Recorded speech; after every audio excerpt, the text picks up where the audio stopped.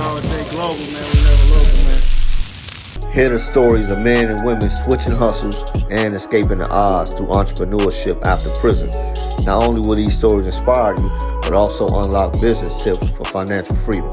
Let's get it. Thank y'all for tuning in to another dope episode of Escaping the Odds podcast, where we interview the formerly incarcerated who are now successful entrepreneurs.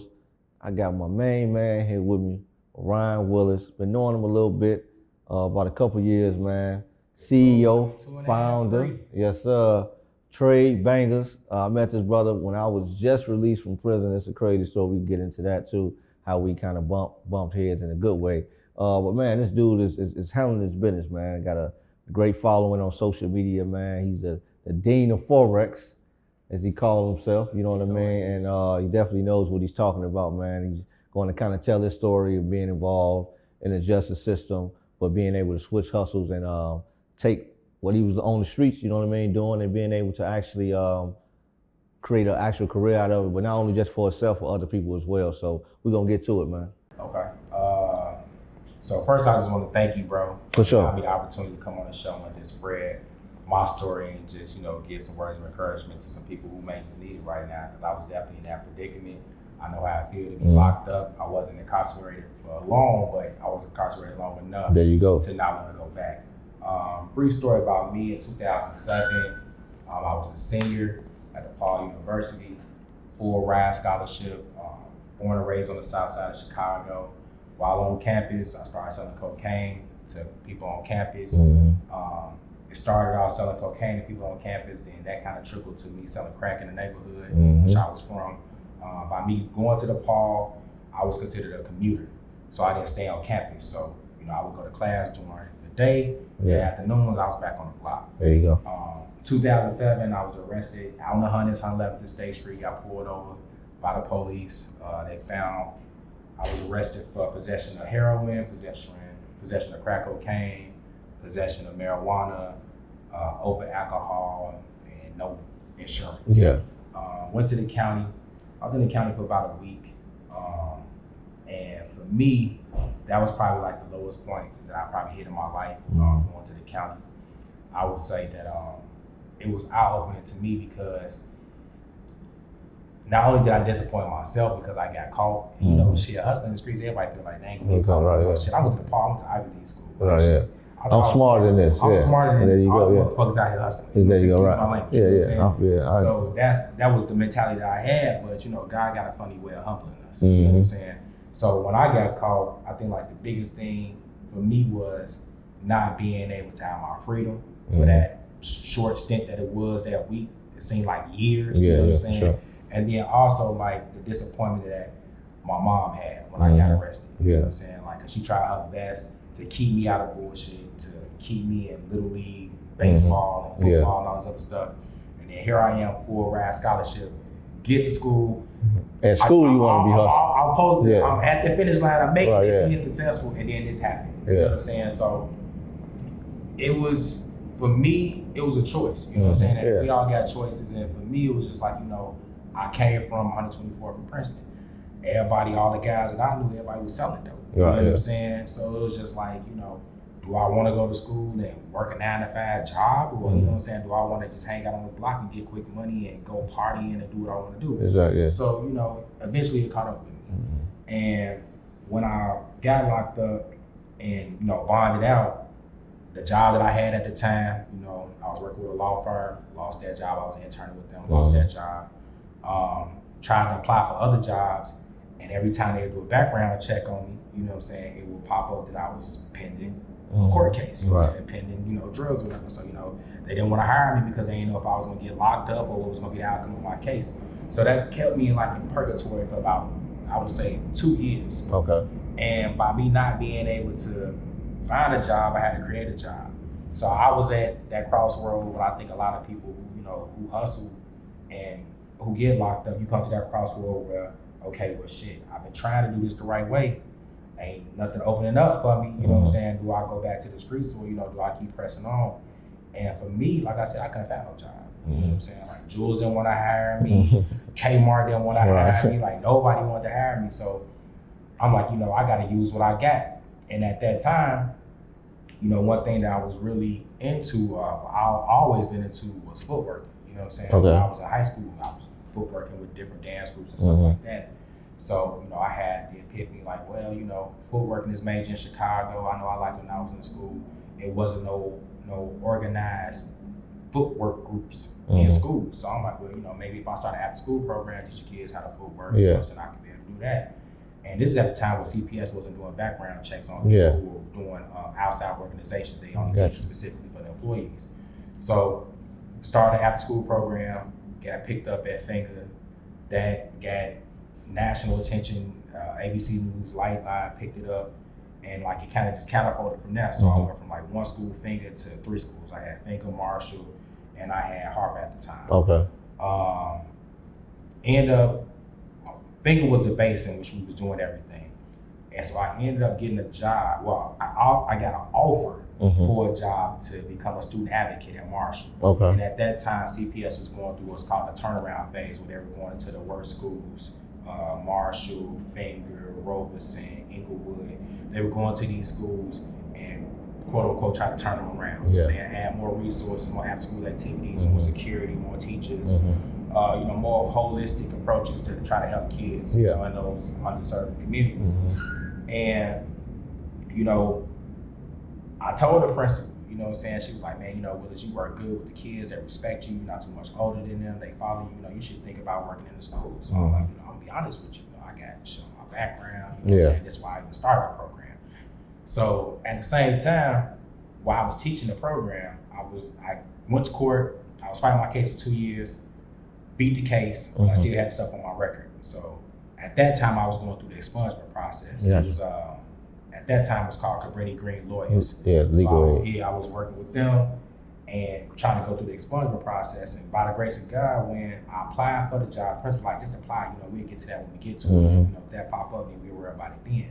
So I applied for the job and I ended up getting it. And it was conditional offer because of the stuff that came up on my background. And I promise you, 2 days after I got that conditional offer, 2 days later, I got my expungement papers. You know what I'm saying? So I started working with CPS and student advocate. I'm basically a truant officer. You know what I'm saying? And this the first real job I had. You know what I'm saying? I always had little part-time jobs, but this was the first time I had a real job. I'm making $30,000. It's 2000 and probably 2010 when I first started. For sure.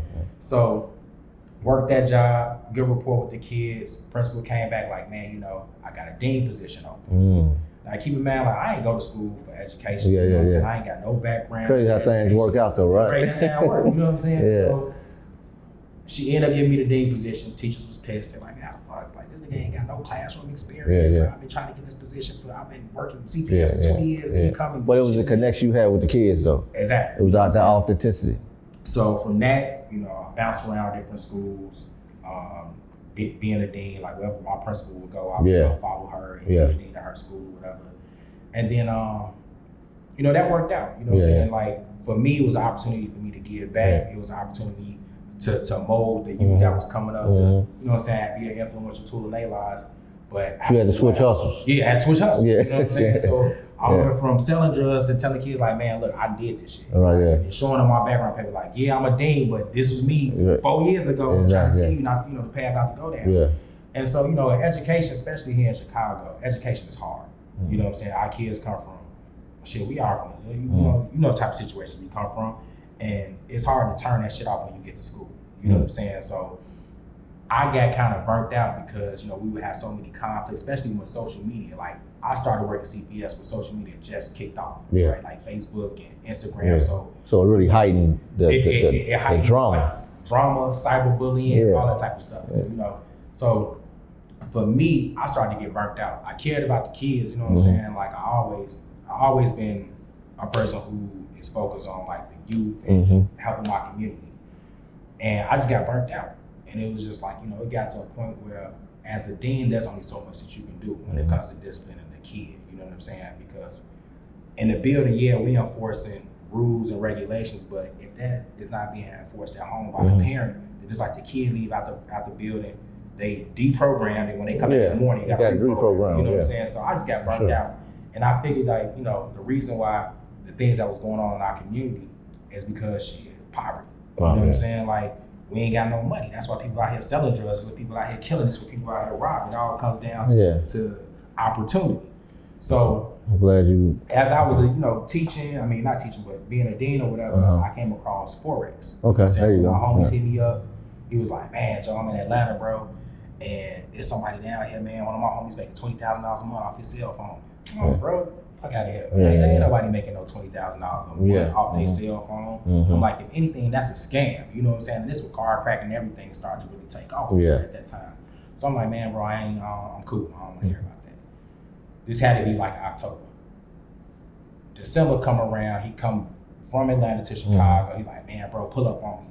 I really want to show you what's going on with this Forex stuff. So I mean, again, I ain't never heard of Forex. I'm like, all right, bro. Like, he's like this multi-level marketing. I'm like, bro, I ain't really on that multi-level marketing stuff. I don't do that. I don't do recruiting.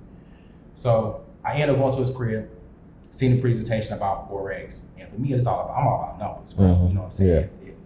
If it makes sense, if the numbers make sense, then I'm gonna try it. You know what I'm saying? Now, if I fail, I fail, but at least I'm gonna make an attempt. So with the Forex, I signed up, and at that time, I was with this company called All Markets Live, IML. And basically, they were selling Forex as a product, you know what I'm saying? But they wasn't selling it as education, as a skill set. You know, they whole thing was, recruit people, get as many people as you can, make residual income. And for me, I seen the power of Forex. I'm like, why would I want to go out here and try to recruit people to try to get them to learn when I could just learn this shit myself, run up a bag, and then if you want to learn, you can come learn with me. And let me stop you right there real quick, right? Kind of get into the nuts and bolts of what Forex is. Okay. I know it's foreign exchange, right? Well, my audience may not be familiar with that term. So what exactly is Forex? So Forex is an acronym for the foreign exchange market. It's simply a place where people buy and sell currency. Okay. So just say like if you go to Mexico, if you go to Mexico, that you cannot spend a US dollar in Mexico. You got to exchange your US dollars for Mexican pesos. So let's just say, for example, we exchange 100 US dollars, they give us 150 Mexican pesos. We turn up in Mexico, Cancun, Tulum, we having a good time, get ready to come back. We turn in those 150 pesos, we expect to get 100 US dollars back. But based off how the economy is at that time, you may turn in those 150 pesos, expect to get $100 back, and all you get back is $75 because the value of the US dollar has gone down. Or on the flip side of that, you can turn in those 150 pesos, expect to get $100, and you get $125 back because the value of the US or the Mexican peso has went up. So you get more money for your US dollar. So that's the foreign exchange market. But being a Forex trader is simply like, I like to look at it as gambling, basically. All you do is make an or calculating risk. You're making an educated guess as to which way the currency is going to go. So in Forex, you have what's called currency pairs. So the currency pair that I trade the most is called the Great British Pound to the US dollar, GBP USD. So that's basically the exchange rate between the US dollar and the Great British Pound. So in Forex, you can make one of two bets. The first bet is called a buy, the second bet is called a sell. A buy says, hey, I believe that the value of the British pound is about to go up against the US dollar. If the value of the pound goes up, I'll make money. If the value of the pound goes down, I'll lose money. That's called a buy. On the flip side of that, you can do a bet that's called a sell. That means I believe the value of the pound is going to go down, right? And if it goes down, I make money, but if it goes up, I lose money. So what Forex trading is all about, being able to look at the market to determine which way the market is about to move so you can make an educated guess. Educated guess, right? But there is some due diligence and work that goes in. There is some education. Definitely some education. On top of that, guessing, right? But like technical analysis, looking at support and resistance, things of that nature. So let's talk about that, like some of the tools that you use to identify if this particular currency pair is going to go up and down, opposed to saying throwing darts at the wall and guessing. There's some education behind that. So you have, one is technical analysis, like I said, which is looking at a chart, looking to see whether that price has hit a level of support or resistance. A level of support meaning that price has came down and it's not going down any further. It's like a floor, it's support. There you go. Resistance like a ceiling. It got to the top, it tried to keep going, but it didn't hit the ceiling, it bounced back down. That's resistance. So whenever you're trading, right, you always want to get in on a buy once you see prices hit a floor, a level of support, and it's going back up. So you want to place a bet that it's about to go back up, right, which is called a buy. When you're looking at placing a sale, you want to look at price hitting an area of resistance. It hit its highest point, that it's gone, and it's coming back down. So now you want to place a sale. Gotcha. So that's technical analysis.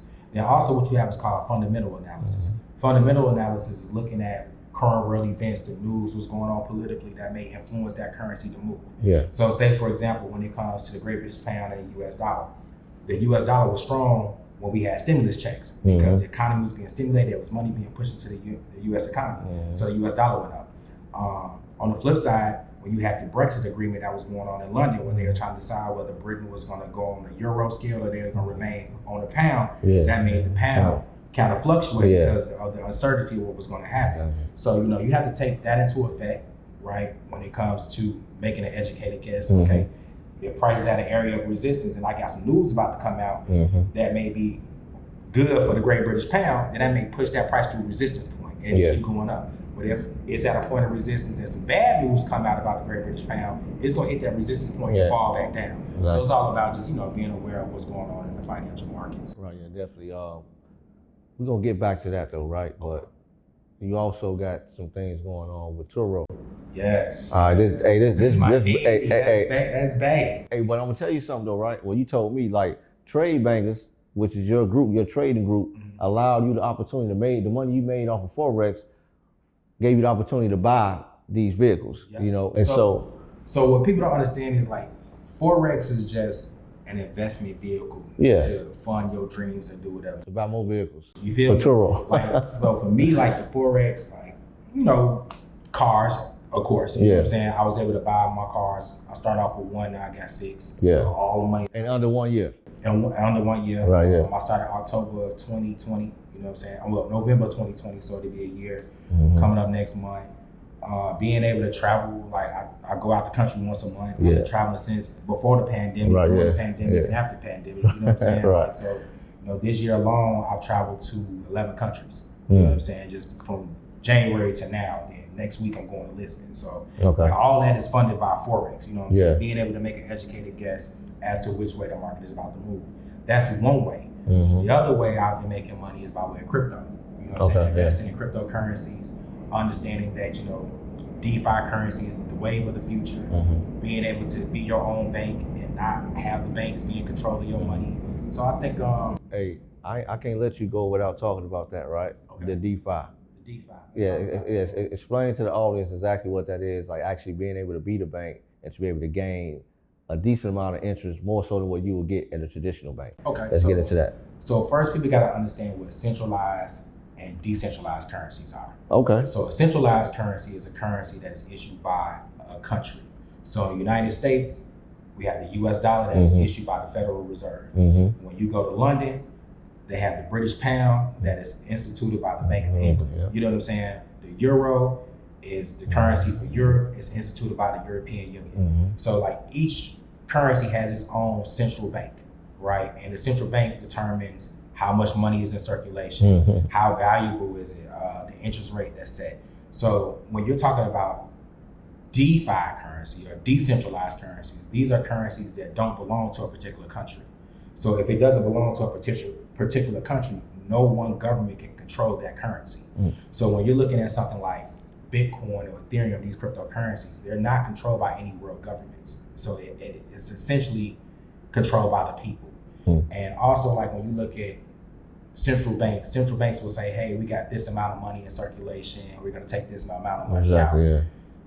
There's no checks and balances systems. We don't know how much money the Federal Reserve took out and put back in. We don't know that. But when it comes to it allows them to print the money, but then which causes inflation. Exactly. Yeah. But with cryptocurrency, there's what's called a blockchain. There's a ledger. You can see every transaction that's happened. I can see that you sent this person $500 and they sent that to this person. Everything is still anonymous. There's no names attached in the blockchain. It's nothing but wallets. And these wallets have numbers and letters in them. So everything is anonymous, but it's visible for you to see where the money is going. Gotcha. And also, like with the cryptocurrency, there's a certain amount of coins that can be minted or mined, right? So there is no way for inflation to happen. So for Bitcoin, for example, I think the cap on that is 2 trillion, 2 trillion coins. After that point, no other coins can be produced. So that way you can control the inflation rate. You know what I'm saying? There is no inflation rate because now it's based on the demand for the coin. Gotcha. You get what I'm saying? So. And so there's another piece to that too, though. For NFTs, there's a connection between crypto and NFTs, correct? Yep.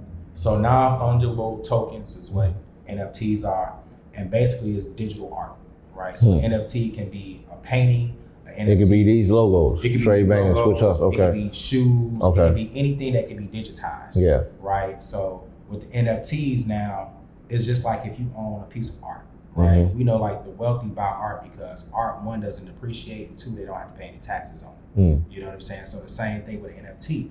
Now we're talking about having an opportunity to invest in something where you don't have to pay taxes on it. It's digital artwork, and you can have it on your phone. But all of this is leading us into the whole metaverse. Yeah, I was getting to that. Yeah, all that is leading to the metaverse. Right. You know Yeah.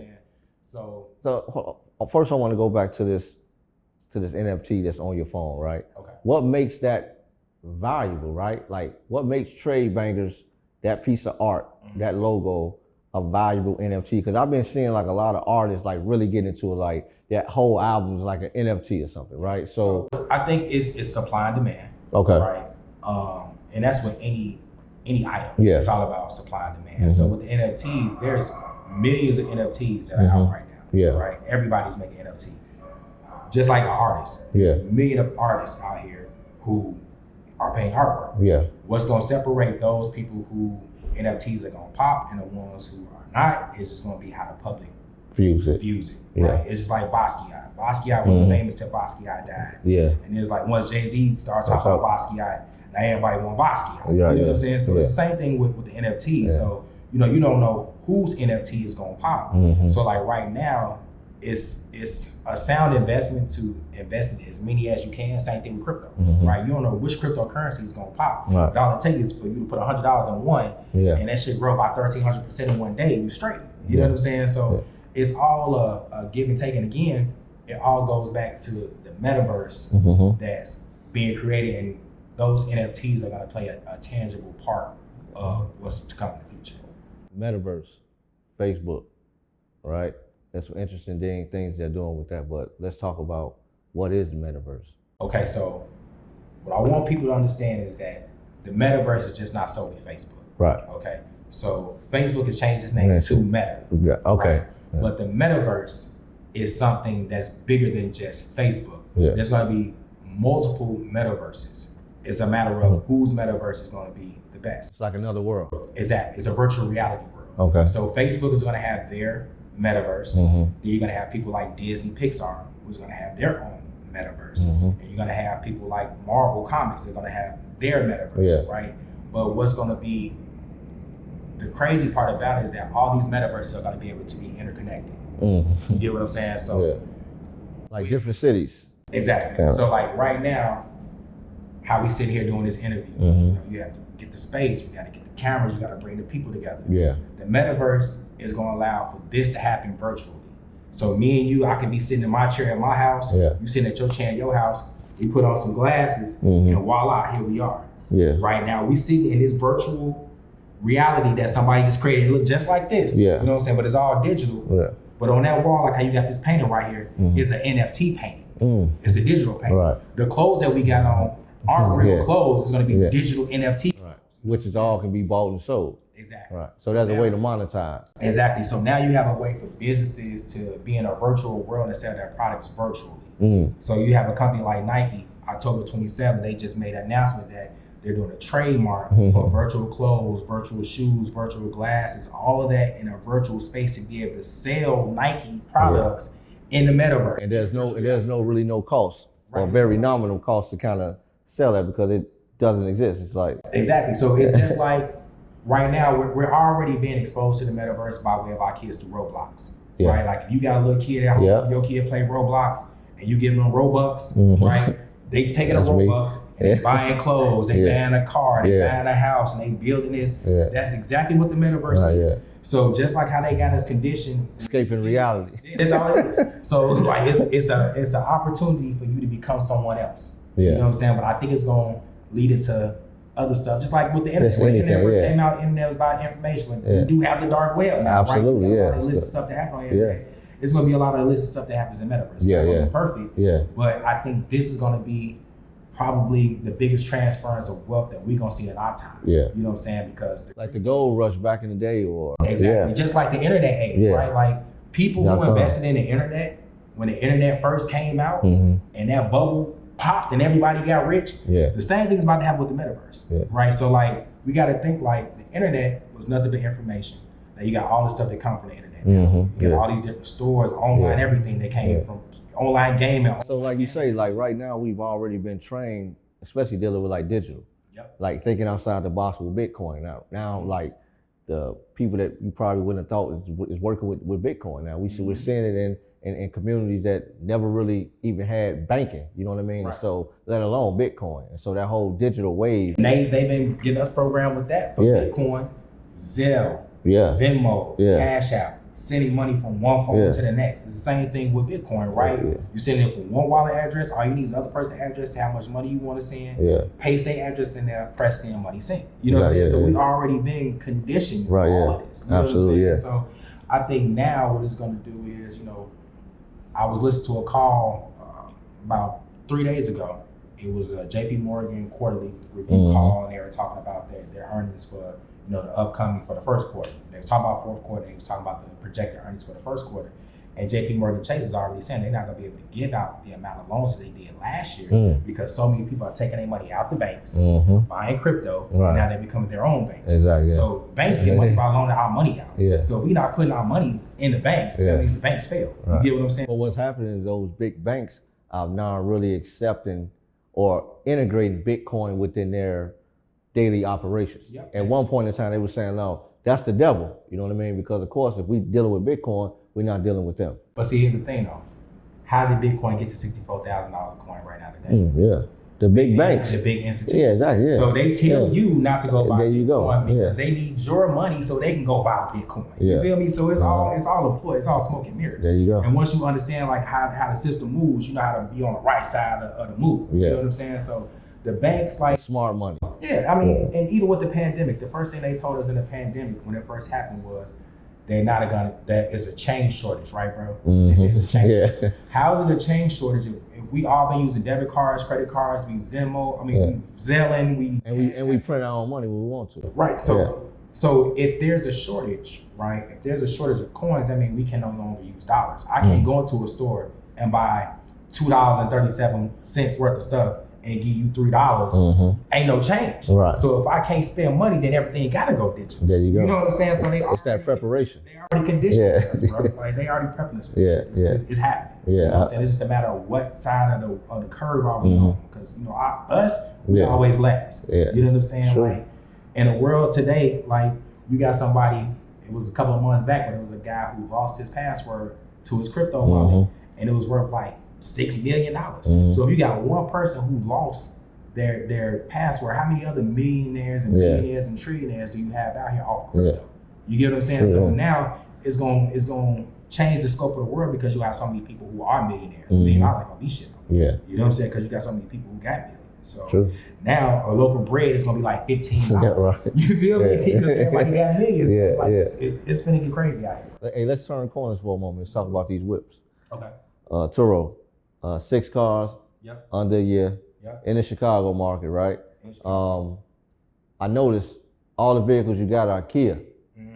Why is that? What's going on with that? So I would think, hey, I want Porsches, I want to put the top whips on there. So this Chicago, right? Beautiful city, right? Beautiful, right? But we know we got some grimy individuals. Right. You know, like especially in a city like Chicago. For me, my first 2 cars were 2021s. Okay. Right?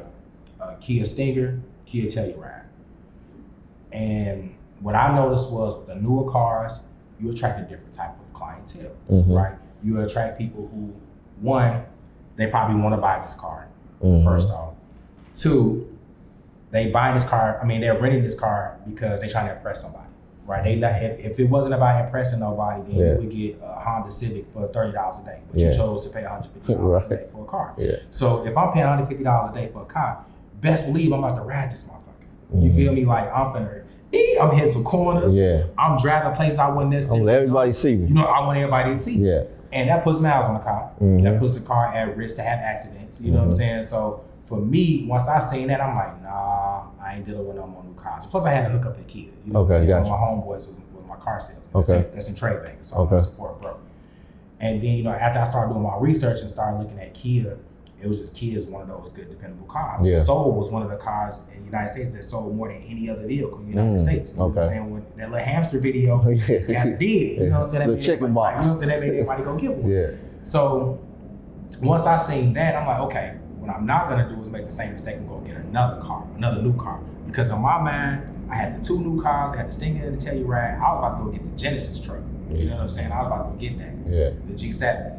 And then I was like, no, I don't trust that. Yeah. And so instead of me going to get or financing a new car, I'm like, well, you know, the money that I was gonna spend on this third new car, I could just take that money and just buy some used cars. So I ended up getting my third car was a 2009 Kia Rio hatchback. And that car goes for like $30 a day. Anywhere between 30 to $40 a day. And how soon you get a return if you could look back at your whole fleet? I would say typically when I do the numbers, I try to get a car that's under $4,000. Okay. Right, $4,000 or under. And that's including the purchasing of the vehicle, the insurance, the license and document fees, like no more than $4,000. Okay. Then I look at, okay, in my market, before I even purchase the vehicle, I compare it to other vehicles that's in this market. So like when I looked at the Kia Rio, I was able to get that for under $4,000. Cars that was in that same category, people was typically renting them out between 30 and $40. So okay, I can go at 35. So typically the cars rent for about, I would say 10 days out the month. You know what I'm saying? That it'll be booked, so that's like $350 a month of that one vehicle. We say 10 months, that's $3,500. Minus maintenance. Right, minus maintenance. So it probably takes about a year to see your return on your vehicle. But once you out of that year, everything else is pure profit. Yeah. And then I look at the mileage too. So like for my cars, I try to make sure I get cars at least under 100,000 miles, right? Because I know I can at least get 200,000 miles out of that Kia. Out of that Kia. Yeah, makes sense. So typically 1 year of driving, if it's rented out on average, 10 days out the month, the typical person, those vehicles, they not trying to ride around and stunt. They trying to get to point A, point B, park it. You know what I'm saying? Point A, point B, parking. This ain't no stunt mobile, so that lowers the amount of miles that's being placed on the vehicle. So when I look at that, you know, for those cars, I do 300 miles a day. They can do up to 300 miles a day on that car. So if we're looking at 10 days times 300 miles, that's 3,000 miles a month, possibly. Times 12 months, that's 36,000 miles. So for that $4,000, 36,000 miles, and I recoup my profit back in that 1 year. So now, if I look at it and I say, okay, I get another 100,000 miles out of here, that means that I still got about 64,000 miles left. So that's 2 years I can run that car. So that's about $9,000 I can make off that car in profit. So that's how I look at the numbers. And if it makes sense, then I'm gonna get it. You know what I'm saying? Minus the maintenance fees and shit like that over the course of the 2 years, probably minus another 2,000. But if I can walk away with $7,000 profit off the vehicle, that's cool with me. Now you in the market like Chicago. We know Chicago could be a brutal market as it relates to parking. So how does a person who's doing Turo in a place like New York, Boston, San Francisco, California, Chicago, where parking is crazy, how do you navigate that where you're not driving yourself crazy? I know that's all under management to make sure that everything is efficient and effective. So move your cars around. So for me, I try to be as cost efficient as possible. Right. So like, if my cars are not being used, I park them on my block. You know what I'm saying? I got trackers on my cars, you know, so I just park them on the block. When it's time for somebody to rent the car, that's when like problems may kind of come up. You know what I'm saying? So for the most part, you just gotta have the system in place. So my system is, if I have time, if I can meet the person, drop the car off, I'll do that. If I don't have time, what I'll do is go on Spy Hero, use the Spy Hero app.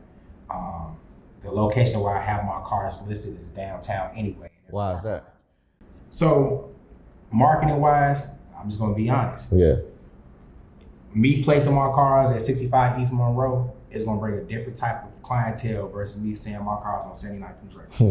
You know what I'm saying? Like, I'm just gonna keep it 100. You know what I'm saying? So if, you know, you gotta think about the type of people that you got running your car. You know what I'm saying? For me, I know what my target market is. My target market is people who are coming from out of town. Okay. No one's about to come from Midway or O'Hare to go way to 79th and Drexel on the south side to pick up no car. Yeah. Especially if I just landed at 8 o'clock. Yeah. We talk about meet you at 10 o'clock on 79th and Drexel. Let me ask you this though, can't you also like have it where your vehicle is picked up at the airport?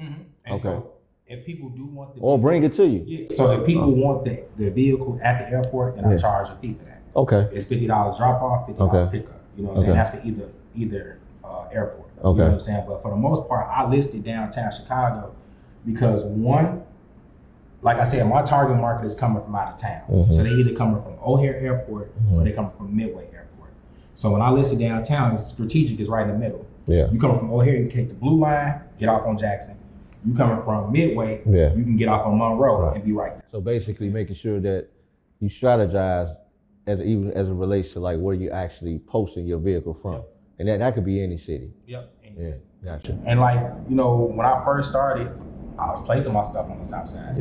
I wasn't getting no hits. You know what I'm saying? Then the hits that I was getting, they weren't the type of hits that I wanted because people was renting my car, they smoking weed, and you know what I'm saying, they doing burnouts and shit. So it's just like, nah, I hate to do it like that. This business ain't nothing personal. This business. So, you know, if I want my cars to be, you know, maintained a certain way, if I want a certain caliber of clientele, then it's a certain way that I market towards that clientele. Gotcha. So Airbnb, are you rocking with that yet? A little bit. My girl be rocking with it. I've been like trying to help her. I'm trying to get the ins and outs of that. Gotcha. But you know, that's something that I do want to cross into. You know what I'm saying? But I've been letting her she do the Airbnb. I'll do the Turo. Put it all together. What do we get? There you go. Absolutely. Stay on my lane. And that's important, man, for us to kind of find what we're good at, and maybe even delegate to other people to kind of handle things that we can't do or we just don't feel like doing. Exactly. You know what I'm saying? Because time is money. You know what I'm saying? So jack of all trades, a master of none. Yes, sir. You know what I'm saying? So for me, I like to master one thing first. I pat it down. It's in my tool belt. On to the next. You know what I'm saying? Like I can't try to learn 2 or 3 different things at a time. You know what I'm saying? Like I got to learn one, master it, then move on to the next. So as with trade bankers, you got workshops, but also you do the same thing with Turo. Yes. And every morning you got something going on too. So every morning I do a wealthy mindset call at 8:30 a.m. Central Standard Time. And it's basically like a motivational pep talk. We talk about things. I talk about current events, what's going on. I may talk about stocks. I may talk about what type of crypto you need to purchase this week.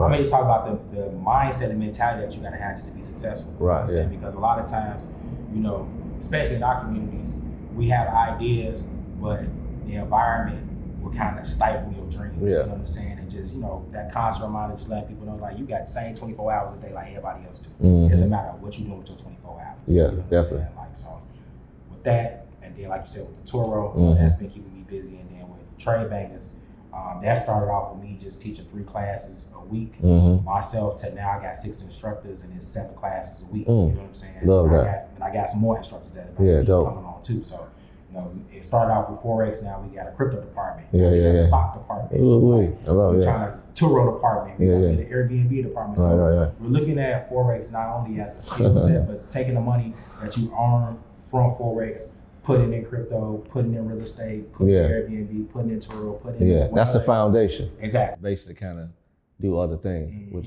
is really smart, man. Diversifying everything, man. That's excellent, man. Like wealth of knowledge, man. And I would tell anybody, man. Like I met this cat a couple years ago, man. I was fresh out, walking past this bar, man. He teaching Forex on the screen. I'm like, man, what's going on with this cat? And so we get a chance to chop it up, man, and definitely inspiring dude. You got a lot going on. Definitely really showing people that they can switch hustles and do something different. You know what I mean? Not only just from illicit things, but like how you switch from the dean of students, right? Now you're the dean of Forex. It's applying the same mentality to anything, man. You know what I'm saying? If you can sell drugs, you can sell anything. Exactly. You know what I'm saying? One last thing I want to touch on, right? We're about to wrap it up. You talked about basically kind of like domain squatting, buying these names with crypto. Let's go into that real quick. So right now you have what's called blockchain wallets, right? Crypto wallets. And basically, if I want to send you some Bitcoin from my wallet to your wallet, I would need to know your code, right? And right now, Bitcoin wallet addresses are like letters and numbers, right? And it's probably about 30 letters and numbers. That I ain't gonna remember. Right, no one's gonna remember. Right. So now you have the capability, if you know you're not gonna remember that number, you can create your own domain for your wallet. So like me, it's tradebankers.crypto, right? And in this space, the .crypto is equivalent to the .com. So they have like .nil, they have .bitcoin, .blockchain, you know what I'm saying? But everybody wants that .crypto. Yeah. So what I've been doing is just buying names of businesses and companies, and when they need it, come out that holler at me, and you can buy it from them. Hey, I'm gonna tell you like how important that is, like, and how ingenious that is, you know, because I don't know if you know the story about what happened with Facebook years back. They forgot to, or somebody forgot to pay the bill. Somebody bought their domain. On FB.com. And what ended up happening was somebody was smart enough to pay that $10 to get that .com. And I believe, don't quote me, but I'm almost certain they paid $30 million back. I believe it. To the person who owned that FB.com. So this is like the equivalent of this. So, but it's like you're getting in on the early stage of when people were buying house.com, cars.com 25, 30 years ago. And so NBA Finals 23. There you go, 23. Listen up, y'all. Absolutely, like, for sure. Buying that type of stuff. Yeah, man. And that happened to me, like the reason I thought about that is because it happened to me with my domain name. Tradebankers.com. Okay. Somebody bought it in November. You know what I'm saying? Of this past year. Like they bought it before I can get to it. You know what I'm saying? And it was just like after that, I'm like, nah, never again. Okay. So once somebody gets me, it's like, So what's next?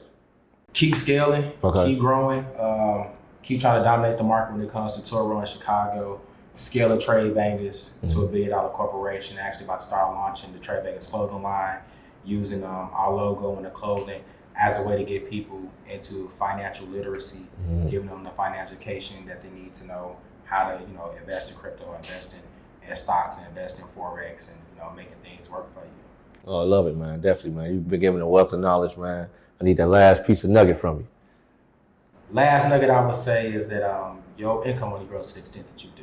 Okay. I tell my students that all the time as a dean, so many people be focused on, the salary.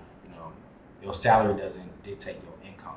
You know what I'm saying? Your job dictates your salary. Your income is dictated by the energy that you put out here. So, if people say, you want to be a millionaire, you want to be a billionaire, do you have $1 million hustle? You know what I'm saying? And it's that not necessarily selling, but do you have that energy to get up and get to it no matter what's going on, no matter the adversity that you're going to face, and knowing that, hey, you the captain of your fate, you the master of your soul, like whatever you do, you know what I'm saying, is dependent upon you.